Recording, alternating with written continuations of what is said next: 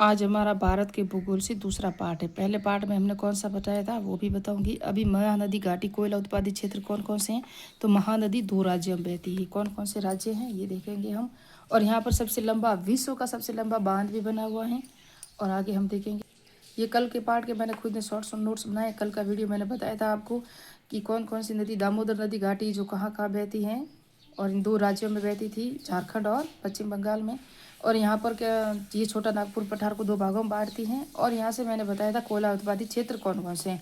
तो कल का वीडियो अगर नहीं देखा तो वो देख लेना। कौन सी सेलों में कौन से प्रकार का कोयला मिलता है ये मैंने बताया था। यहाँ पर टर्शियरकाल चट्टानें हैं और यहाँ पर पीट प्रकार का कोयला जो यहाँ नीलगिरी की पहाड़ियों में, जम्मू कश्मीर में और सुंदरवन डेल्टा मिलता है।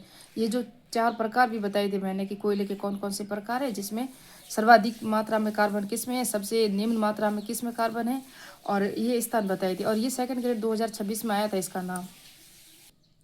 ये है उड़ीसा। ये जो महानदी है ये उड़ीसा और छत्तीसगढ़, ये छत्तीसगढ़ और ये उड़ीसा से बहती है।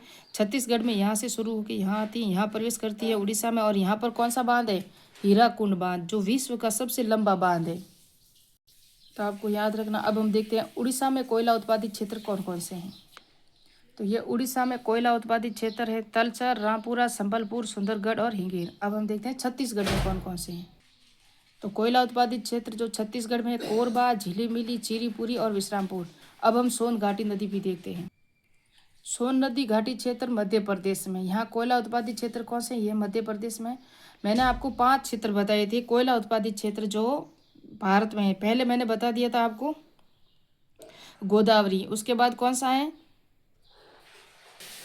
पहले हमने पढ़ा यहाँ दामोदर। गोदावरी नहीं, गोदावरी को आप कैसे याद रखो, गोदावरी और दामोदर में हमेशा कंफ्यूजन रहता है कि कौन सी नदी है जो दक्षिण में और कौन सी यहाँ जो छोटा नागपुर के पठार में। तो गोदावरी को आप इस तरह से याद रख सकते हो, गोदावरी दक्षिणी भारत में है ना, तो दक्षिणी भारत की गोदावरी है ना, द से दक्षिण और गो से गोदावरी।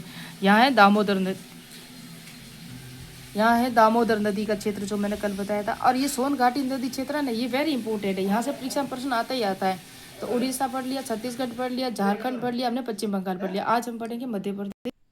तो कौन कौन से क्षेत्र है ये वेरी इंपॉर्टेंट है, सुहागपुरा, सिंगरौली और उमरिया। याद रखना, महिला जो होती है ना, महिलाओं की उम्र भर की निशानी होती है क्या, सिंदूर। तो सुहाग की क्या निशानी होती है, सुहाग की निशानी होती है सिंदूर, उम्र भर की। इस तरह से आप ट्रिक बनाओगे तो रह जाएगा। महिलाओं से मध्य प्रदेश हो गया। ये तीनों ही तीनों मध्य प्रदेश में है।